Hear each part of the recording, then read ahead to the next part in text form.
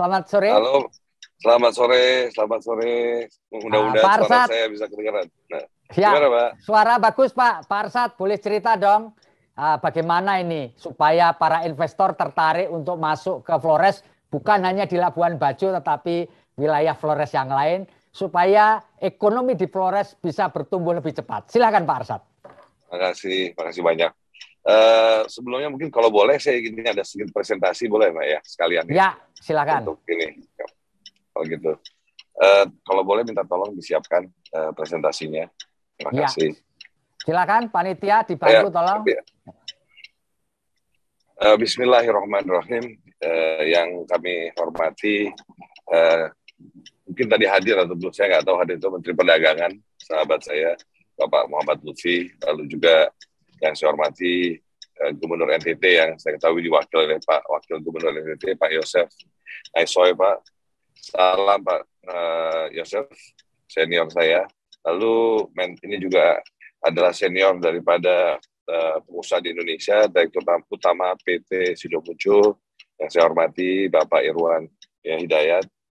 Lalu Bapak Bupati Manggarai Barat, Bapak Edi Endi, Manggarai Timur, Bapak Agas Andreas, Bupati Manggarai, Bapak Hebertus Nabit, lalu juga Bupati Ngada, Bapak Andreas Paru, bila hadir juga Bupati Nagoko, Bapak Yohanes Don Boscodo, lalu juga Bupati ND, Bapak Jafar Ahmad, Bapak Sika, Bapak Franciscus Roberto Diego, Bupati Flores Timur, Bapak Antonius Tajon, dan juga Bupati Lembata, Bapak Thomas Kola Tangodai. Dan juga yang terhormat para undangan yang ada acara launching daripada virtual tribune Florescom ini. Assalamualaikum warahmatullahi wabarakatuh. Salam sejahtera bagi kita semua. Salam, Om Swastiastu, Namo Buddhaya, salam kebajikan. Terima kasih atas kesempatan yang diberikan dalam acara hari ini. Saya akan mulai dengan pertanyaan pertama. Bagaimana Kadin melihat peluang investasi di wilayah Provinsi Nusa Tenggara Timur ataupun NTT, terutama di Pulau Flores? Kalau bisa dibantu dengan presentasi saya. Oh, nggak ada kali. Kalau gitu, boleh saya bicara aja. Bapak-Bapak, Ibu sekalian, kalau kita lihat pertumbuhan ekonomi daripada Pulau Flores ataupun NTT selama ini masih didominasi oleh sektor pertanian. Dan pada tahun 2021, triwulan ketiga, pertumbuhan ekonomi NTT, saya melihat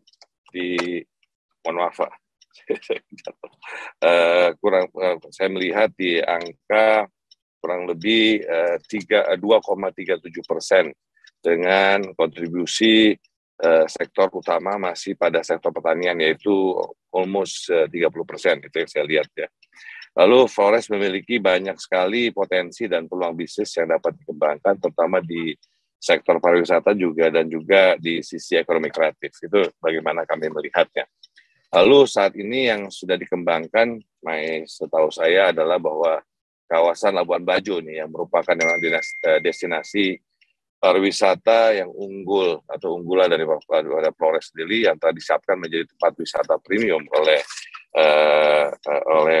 pemerintah pusat, yang dimana tadinya bahwa dari G20-nya akan dilakukan di Flores, di Labuan Bajo sendiri. Namun tetap saja nantinya dengan kaitan itu pun G20 dan G20 tetap saja bahwa akan ada acara-acara yang akan ada di Labuan Bajo. Dan tahun depan kita ada namanya ASEAN Plus, dan itu kelihatannya memang akan diadakan di Labuan Bajo. Jadi saya rasa ini juga menjadi suatu kebanggaan untuk NTT, khususnya Flores, dan juga khususnya Labuan Bajo. Dan pengetahuan kami, pemerintah juga telah menyiapkan infrastruktur ya, seperti telah dibentuknya Badan Pelaksana Otoritas Labuan Bajo Flores, ya, dibangunnya infrastruktur komunikasi fiber optik ya.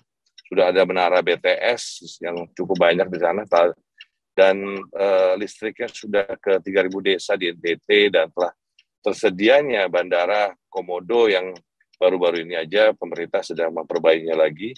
Jadi menjadikan Labuan Bajo Flores sebagai the world class tourism destination. Memang sudah berbeda dengan 5 tahun yang lalu apa yang ada pada Labuan Bajo. Namun memang pandemik dan kita melihat bahwa harapan kita semua bersama buat pandemi ini sebentar lagi sudah menjadi endemi. Itu harapan besar kita. Nah, seperti yang tadi diumumkan oleh Inggris 21 Januari yang lalu, tingkat vaksinasi di Indonesia telah mencapai hampir 90%. Dan untuk yang namanya suntikan pertama dan lebih daripada 60% yang sudah disuntik yang kedua, dan sekarang ini pemerintah sudah mulai melakukan untuk persiapan yang ketiga. Jadi kalau dilihat ini insya Allah mudah-mudahan Tuhan berkati bahwa keadaan pandemi ini bisa mulai kita atasi walaupun prokes tetap harus kita jalankan.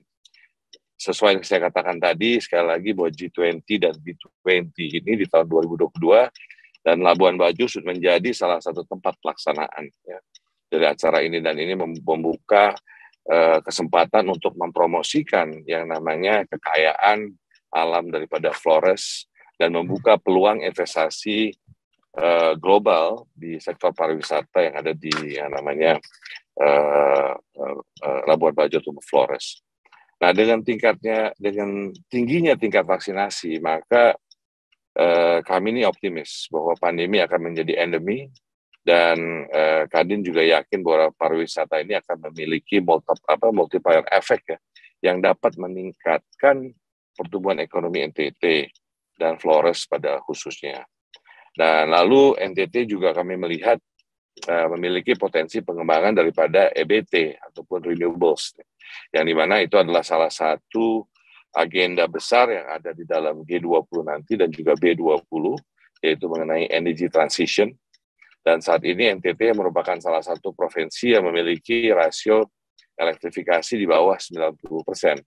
Jadi sebagian besar pembangkit listrik di NTT berasal dari pembangkit diesel, ya, yang pada umumnya berasal dari genset diesel yang disewa dan mengakibatkan tingginya daripada biaya produksi. Jadi ini akan menjadi peluang usaha atau peluang investasi atau peluang bisnis. Nah, tingginya biaya produksi listrik NTT saat ini dan potensi EBT yang melimpah seperti matahari, angin, serta arus laut yang besar hingga 25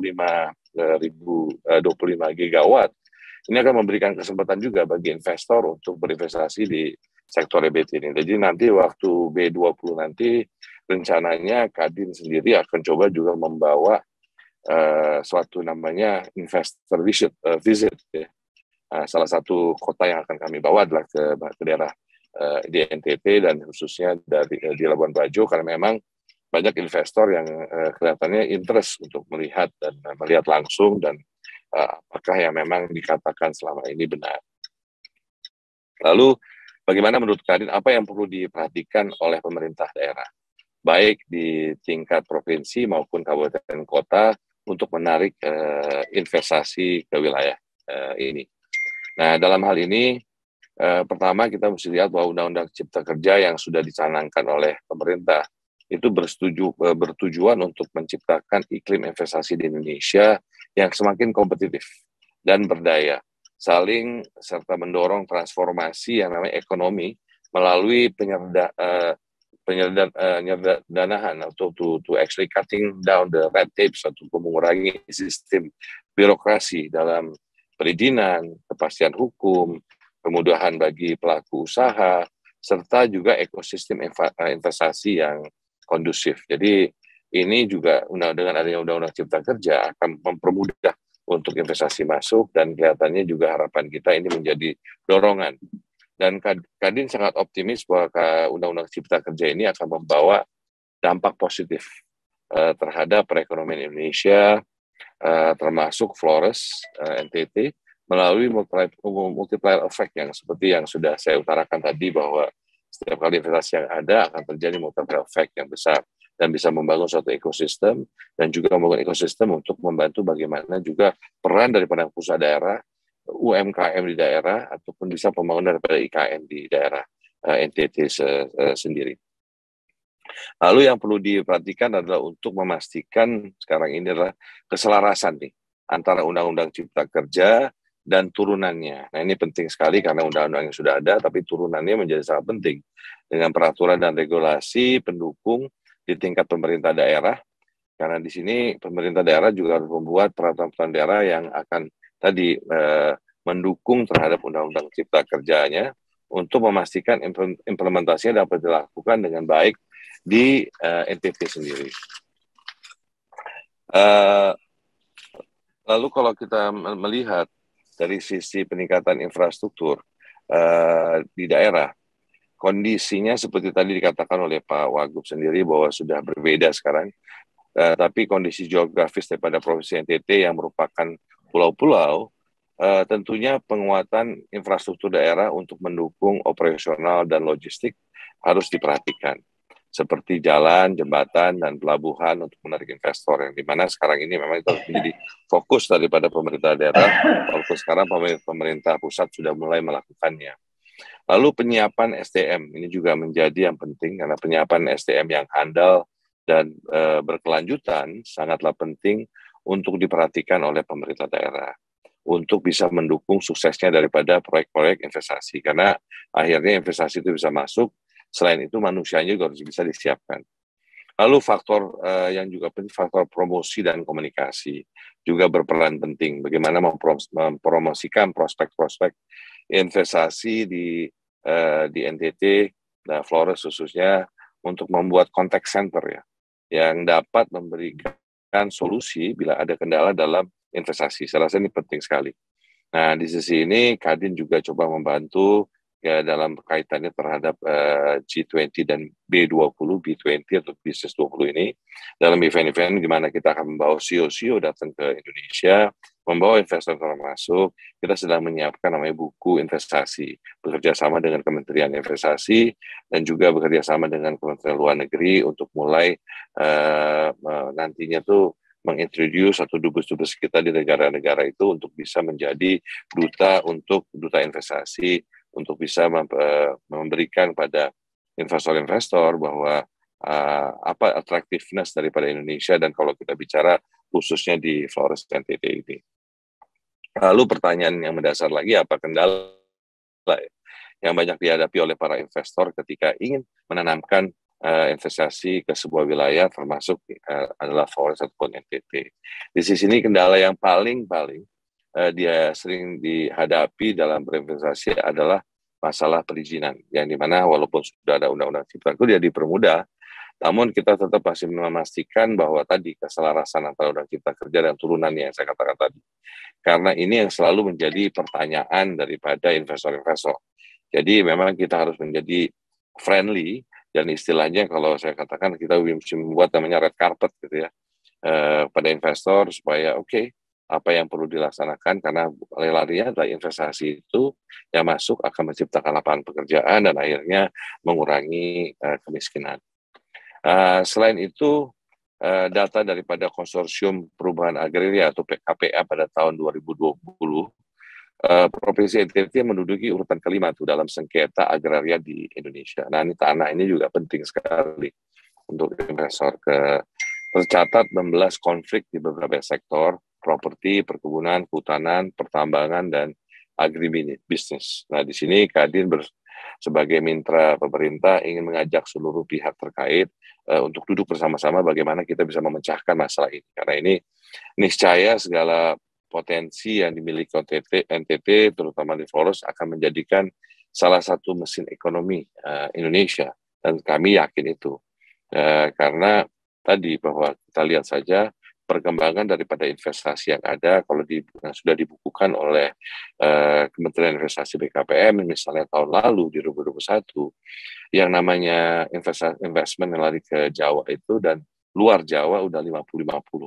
Dan kedepannya, dengan apalagi dengan adanya revolusi industri yang terjadi, selain dari pariwisata, revolusi industri ini akan membuat yang namanya teknologi adaptasi seperti electric vehicle dan juga lain-lainnya, yang dimana mineral-mineral itu kebanyakan akan ada di Indonesia Timur, dan ini akan menjadi the new growth untuk Indonesia, dan di mana kami melihat bahwa NTT adalah menjadi salah satu kunci yang bisa juga menarik Jadi daripada investasi tersebut dan juga bagian daripada yang namanya mendapatkan the multiplier effect atau domino effect yang ada.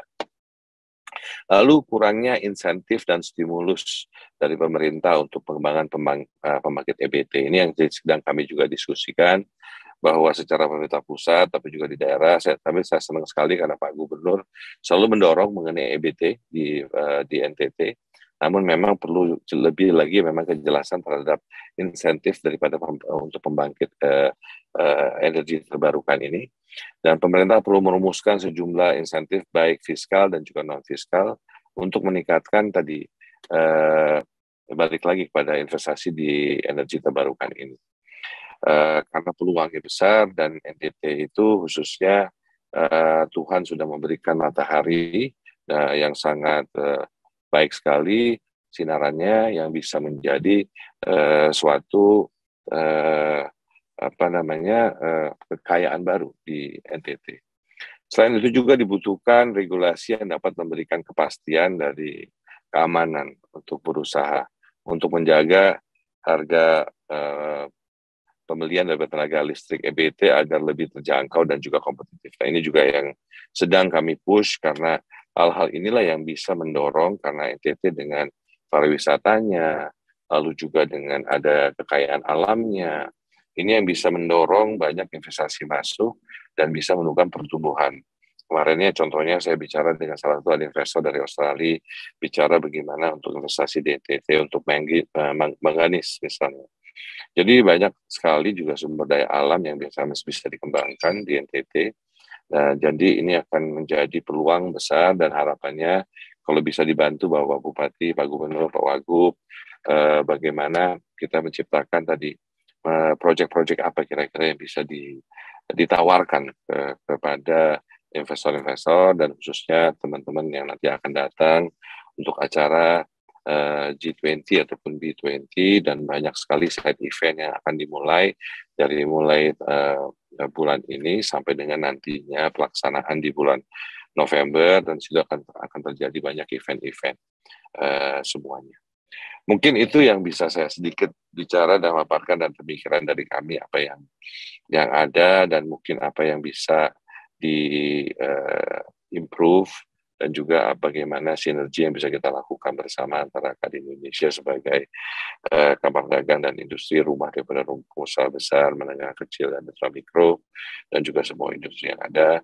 Dan kaitannya hari ini kita akan mulai dengan B20 Inception ataupun dimulainya acara B20 hari ini. Bapak Presiden akan bukanya pada sore hari ini atau malam ini. Nah, ini akan menjadi rangkaian juga event-event yang akan ada. Harapan ini bisa membantu dan membangun investasi masuk karena untuk roda ekonomi berjalan, ujung-ujungnya duit bagaimana bisa membawa investasi masuk ke Indonesia supaya roda ekonomi berjalan, lapangan pekerjaan bisa didapatkan, dan akhirnya mengurangi kemiskinan. Mungkin itulah yang bisa saya paparkan pada sore hari ini. Terima kasih. Sangat terima kasih dan terhormat. Terima kasih. Wassalamualaikum warahmatullahi wabarakatuh. Terima kasih Pak Ketua Umum Kamar Dagang dan Industri Republik Indonesia, Pak Arsyad. Terima kasih sudah nonton. Jangan lupa like, subscribe, dan share ya.